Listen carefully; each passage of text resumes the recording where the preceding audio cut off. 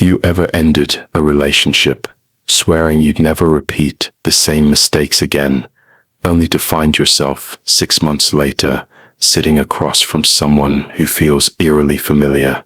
Different face, different name, different job, but somehow the same energy, the same patterns, the same painful ending. You think it's bad luck, you think it's coincidence, but what if I told you that you're not meeting different people at all? What if you're meeting the same person over and over again, wearing different faces, until you finally understand what your unconscious mind is desperately trying to show you? Jung discovered something that most people spend their entire lives running from. We don't attract people randomly, we attract mirrors. And when you keep meeting the same person in different bodies, it's not the universe punishing you, it's your shadow begging to be seen. By the end of this video, you'll understand why you've been stuck in this loop, what your unconscious is trying to teach you, and most importantly, how to finally break free. But I need you to stay with me, because this journey goes deeper than you might expect. Before we dive into Jung's most unsettling discovery about relationships, I want to ask you something. Have you noticed patterns in the people you're attracted to? Not just physically, but energetically, the way they make you feel, the way relationships unfold. Write in the comments, "I see the pattern," if you've recognized this in your own life. And please, subscribe and hit that notification bell, because understanding this unconscious loop might be the most important psychological insight you'll ever receive. Share this with someone who keeps dating the same person with a different face. They need to hear what Jung discovered about shadow projection and unconscious attraction. Her name was Sarah, and she was exhausted. 3 serious relationships in 5 years, and each one had ended the same way. Emotionally unavailable partner, intense beginning, slow withdrawal, painful ending. Sarah would sit with her friends after each breakup and say the same thing: "Why do I keep attracting these people?" Her friends would tell her it was bad luck, that she needed to change where she met people, that she should try different types. So Sarah did. She dated the artist, then the businessman, then the teacher. Different careers, different backgrounds, different appearances, but 6 months in, the same pattern would emerge. The emotional distance, the hot and cold behavior, the feeling of chasing someone who was never fully present. One night, sitting alone in her apartment after another relationship ended, Sarah had a realization that changed everything. She wasn't dating different people, she was dating the same person, not literally, of course, but energetically. The same emotional unavailability, wearing different faces, the same pattern playing out through different bodies. And the most disturbing part, she was the one choosing them. Every single time. Jung called this shadow projection, and it's one of the most powerful forces in human relationships. Your shadow, the parts of yourself you've rejected, denied, or never integrated, doesn't just disappear. It gets projected outward, onto other people. And here's where it gets truly unsettling. You become unconsciously attracted to people who carry the very qualities your shadow contains. Not because you consciously want to suffer, but because your psyche is trying to heal itself by bringing the shadow into your awareness through other people. Think about what you're attracted to in others, not what you think you should be attracted to, not what sounds good on paper, but what actually draws you in, again and again. That unavailability, Sarah kept choosing. It was a mirror. Her own emotional unavailability, learned in childhood when showing vulnerability meant getting hurt, was being reflected back to her through every partner she chose. Her unconscious mind was saying, "Look at this. This is you. This is what you're doing to yourself." But here's what makes this pattern so hard to see. The people you're attracted to don't feel like mirrors. They feel like the opposite of you. Sarah saw herself as someone who wanted connection, while her partners seemed to fear it. But Jung discovered that what we perceive as opposite is often complement, 2 sides of the same psychological coin. Sarah wanted connection, but was terrified of true vulnerability. Her partners wanted connection but couldn't risk the exposure. Different strategies, same fear, same wound wearing different armor. Have you noticed that certain types of people just feel right to you? Even when rationally you know they're wrong. Even when every past relationship with this type has ended in pain. There's something magnetic about them, something that feels like home. And that's the trap, because what feels like home isn't safety, it's familiarity. Your nervous system recognizing the same patterns it learned in childhood. Your shadow recognizing itself in another person. Jung worked with patients who had been married multiple times, and he noticed something remarkable. They would describe their ex-partners as completely different people, different personalities, different problems, different reasons for divorce. But when Jung looked deeper, he saw the same archetypal pattern playing out in every relationship, the same psychological dynamic with different details. One woman had been married to 3 different men. She described the first as controlling, the second as critical, and the third as demanding. But Jung saw the same pattern. She was attracted to men who would play the role of the harsh father she'd never pleased as a child. Different bodies, same archetype. Different faces, same wound seeking resolution. This is what most people don't understand about repeated patterns. You're not attracted to the person. You're attracted to what they represent in your psychological landscape. You're attracted to the opportunity to finally heal what's been broken, but without consciousness, without understanding what's actually happening. You just repeat the pattern. You just meet the same person again. Let me tell you about Michael. He had a different pattern, but the same mechanism. Michael kept dating women who were brilliant, successful, and intimidating. Women who made him feel like he had to prove himself. Women who after 6 months would leave him for someone more established. Michael would tell himself he just had bad taste in women, that he was attracted to the wrong type. But what he couldn't see was that he wasn't attracted to these women, despite them making him feel inadequate. He was attracted to them because they made him feel inadequate. Michael's shadow carried his own brilliance, his own power, his own potential. He had learned as a child that being powerful meant being alone, that standing out meant being rejected. So he dimmed himself, made himself smaller, and projected all that unlived potential onto the women he dated. They carried his shadow for him. They expressed the ambition he couldn't own, the confidence he couldn't embody, the success he couldn't claim. And then inevitably, they left, because you can't sustain a relationship with someone who needs you to carry their shadow. It's too heavy, too much responsibility, too much projection. Jung discovered that projection works both ways. The person you're attracted to is carrying part of your shadow, and you're carrying part of theirs. That's why certain relationships feel so intense, so magnetic, so impossible to leave, even when they're destroying you. You're not just in love with a person, you're in love with the parts of yourself you see in them. You're addicted to the psychological completion they provide. Without them, you feel incomplete. Because without them, you have to face your own shadow directly. Have you ever noticed that the things that attract you to someone in the beginning are often the same things that drive you apart in the end? The mysterious person who won't fully commit becomes the emotionally unavailable partner who can't be vulnerable. The spontaneous free spirit becomes the irresponsible person who can't make plans.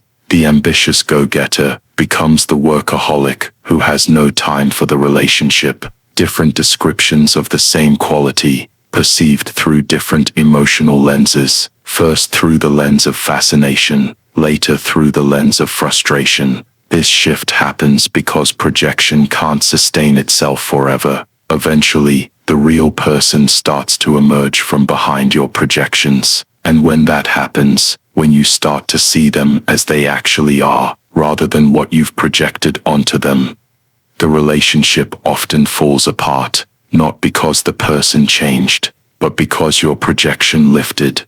You're suddenly seeing clearly for the first time, and the person standing in front of you isn't who you thought they were. They never were. Jung called this the withdrawal of projection, and it's one of the most psychologically destabilizing experiences in relationships. Everything you thought was true about the person suddenly feels like a lie. You feel betrayed, deceived, but the deception wasn't theirs, it was yours. You deceived yourself by seeing them through the filter of your unconscious needs, rather than seeing them as they actually are. Sarah experienced this with every partner. The intense connection she felt in the beginning would slowly fade as the projection withdrew. She'd start to see her partners as they actually were, flawed humans with their own wounds, rather than the idealized saviors she'd projected them to be. And every time, she'd feel that same disappointment, that same sense of not again. But she never asked the crucial question, what am I projecting onto these people? What part of myself am I refusing to see? That's the question Jung wanted his patients to ask. Not, why do they keep disappointing me? But what am I refusing to see in myself? Because the pattern doesn't break by finding a better person. It breaks by becoming more conscious of what you're projecting and why. Here's what makes this particularly tricky. The people you're attracted to aren't random. They're specifically chosen by your unconscious to help you evolve. If you had a critical parent, you might be attracted to partners who are critical. If you learn to suppress your anger, you might be attracted to partners who express anger freely. If you abandoned your creativity, you might be attracted to artists. Your unconscious is brilliant. It knows exactly what you need to integrate, and it keeps presenting you with people who embody those qualities until you finally get the message. But the message isn't stay with this person and let them complete you. The message is look at what this person represents and integrate it yourself. The emotionally unavailable partner is showing you your own unavailability. The critical partner is showing you your own harsh self-judgment. The angry partner is showing you the rage you've suppressed. They're not there to fix you or complete you. They're there to show you what's missing in yourself. Michael finally understood this after his fourth relationship ended. He was sitting alone going through the same thoughts, the same pain. When something shifted, he realized he wasn't sad about losing another brilliant woman. He was sad about the parts of himself he'd never claimed, the ambition he'd never pursued, the confidence he'd never developed, the success he'd been too afraid to reach for. His partners weren't rejecting him for not being enough. They were reflecting back to him the parts of himself he'd been rejecting his entire life. That realization was the beginning of Michael's individuation process, Jung's term for becoming whole. Individuation doesn't mean isolating yourself or rejecting relationships. It means integrating your shadow, so you stop needing other people to carry parts of your psyche for you.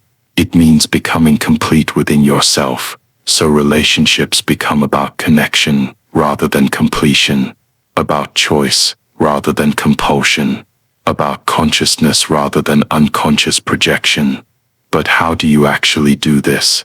How do you break the pattern of meeting the same person in different bodies? Jung's answer was deceptively simple but profoundly difficult. You have to turn toward your shadow instead of projecting it outward. The first step is recognition. Look at your relationship patterns honestly, not the surface details, but the underlying dynamics. What role do you always play? What role does your partner always play? What feelings come up again and again? Sarah realized she always played the pursuer, always felt like she was chasing someone who was pulling away. That recognition was crucial because it showed her the pattern wasn't about the specific people, it was about the dynamic she unconsciously created in every relationship. The second step is understanding where the pattern originated. Jung believed that most relationship patterns are formed in childhood, shaped by your early attachment experiences. Sarah traced her pursuing pattern back to a father who was physically present, but emotionally distant. She learned that love meant chasing someone who would never fully give themselves to her. She learned that connection required constant effort and never quite succeeded. That became her template for intimate relationships. Understanding the origin doesn't erase the pattern, but it changes your relationship to it. You stop seeing yourself as a victim of bad luck and start seeing yourself as someone repeating an unconscious strategy learned in childhood. That shift from victimhood to responsibility is essential for change. The third step is the hardest. You have to start embodying the qualities you've been projecting. If you've been attracted to emotionally unavailable people, you have to face your own unavailability. If you've been attracted to powerful people, you have to claim your own power. If you've been attracted to creative people, you have to develop your own creativity. This isn't about becoming like your ex-partners. It's about integrating the shadow material they were carrying for you. Sarah started this process by examining her own emotional availability. She realized that while she thought she wanted deep connection, she was actually terrified of it. She had chosen unavailable partners because they would never demand true vulnerability from her. They would never get close enough to really see her, to really hurt her. Her pursuing of them was a perfect defense. She could feel like she was trying for connection while never actually risking it. That realization was painful. It meant she couldn't blame her partners anymore. It meant she had to take responsibility for the pattern, but it also meant she had the power to change it. She didn't need to find a different type of person. She needed to become a different type of person. Someone who was willing to be truly available, truly vulnerable, even though it was terrifying. Michael had his own work to do. He started pursuing his own ambitions. Instead of being intimidated by them in others, he started developing his own confidence. Instead of feeling diminished around confident people, and something interesting happened. The type of women he was attracted to started to shift, not because he was trying to change his preferences, but because he wasn't projecting his unlived potential onto them anymore. He didn't need them to be brilliant and successful, because he was developing those qualities himself. He could see them as human beings, with their own wounds and struggles, rather than as idealized figures carrying his shadow. This is what Jung meant by individuation. You're not trying to find the right person. You're trying to become whole enough that you don't need another person to complete you. You're trying to integrate your shadow, so you stop unconsciously seeking it in others. But here's what nobody tells you about this process. It's deeply uncomfortable. When you stop projecting, when you start integrating your shadow, you have to face parts of yourself you've been avoiding your entire life. You have to feel the emotions you've been suppressing. You have to embody the qualities you've been rejecting. You have to become the person you've been afraid to be. Sarah had to face her fear of vulnerability. She had to risk being seen, being rejected, being hurt. Michael had to face his fear of power, of standing out, of potentially being alone at the top. These weren't small fears. They were the organizing principles of their personalities. Changing meant dismantling the defensive structures they'd built over decades. And during this process, something crucial happens. Your attraction patterns start to change, not because you're forcing yourself to be attracted to different people, but because you're not projecting the same material anymore. When Sarah stopped being terrified of true vulnerability, she stopped being attracted to emotionally unavailable men. She didn't have to try. The attraction just shifted, because she didn't need them to play that role in her psychological drama anymore. When Michael started claiming his own power, he stopped being attracted to intimidating women. He could appreciate strength in others without feeling diminished by it. He could be in relationship with capable, ambitious people without making it about his own inadequacy. This is the psychological freedom Jung promised. You're not at the mercy of unconscious attraction patterns anymore. You're not compulsively drawn to people who will hurt you. You're not meeting the same person in different bodies, because you've integrated the shadow material that was creating that compulsion. But I want to be honest with you about something. This process doesn't happen quickly. It's not a matter of reading this video description and suddenly being free. Shadow integration is lifelong work. You peel back one layer and discover another. You integrate one pattern and a deeper one emerges. Jung himself said that individuation is never complete. We're always becoming, always integrating, always growing more conscious. Sarah still sometimes catches herself falling into old patterns. She'll meet someone and feel that familiar pull, that sense of needing to chase them, but now she recognizes it. She can pause and ask herself, what am I projecting onto this person? What part of my shadow is showing up here? That consciousness doesn't make the attraction disappear immediately, but it gives her choice. She's not compulsively acting out the pattern anymore. She's aware of it, and awareness is the beginning of freedom. Michael still sometimes feels intimidated around highly successful people, but now he knows that feeling isn't really about them. It's about his own relationship with power, with ambition, with success. He can sit with that discomfort instead of projecting it onto others. He can use it as information about his own shadow instead of seeing it as evidence that he's not enough. This shift from unconscious compulsion to conscious choice is what Jung considered psychological maturity. You don't stop having shadows, you don't stop projecting entirely, but you become aware of what you're doing. You catch yourself in the act, and that awareness maintained over time gradually transforms your relationships. Here's something else Jung discovered that most people don't talk about. When you stop projecting your shadow onto partners, your relationships become less intense but more real. The fireworks calm down, the drama decreases, and for people who are used to intense, passionate, dramatic relationships, this can feel like loss. Sarah struggled with this. When she started dating people she wasn't unconsciously trying to heal through, the relationships felt boring at first. There wasn't that electric pull.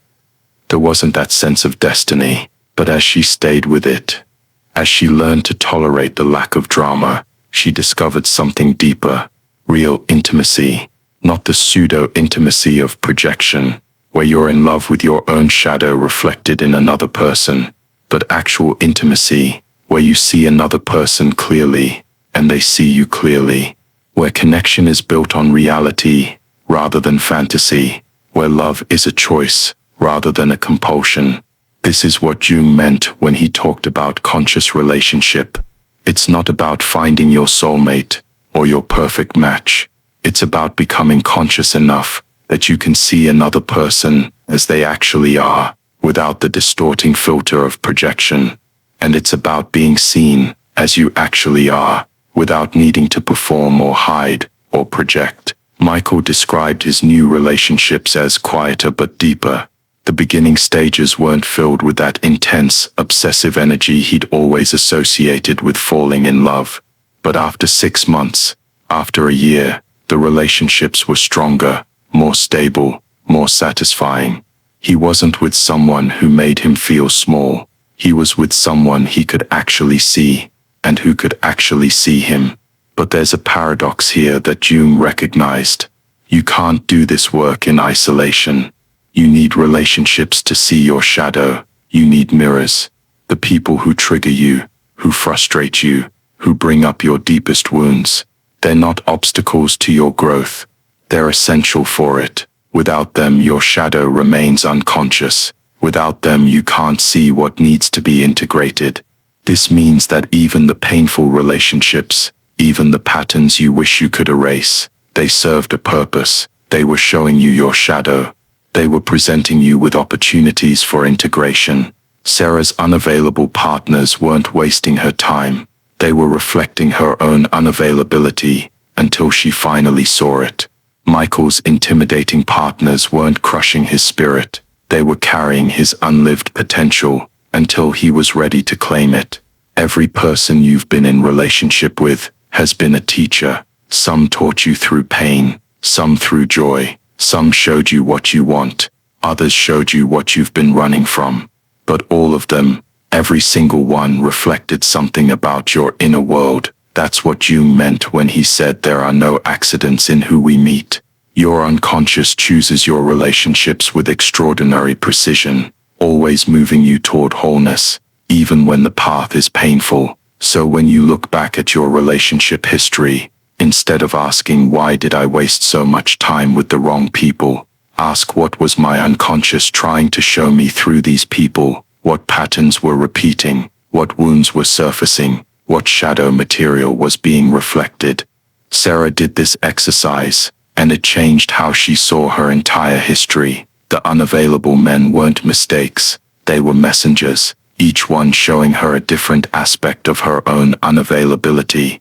The artist who couldn't commit showed her how she wasn't committed to her own creative life.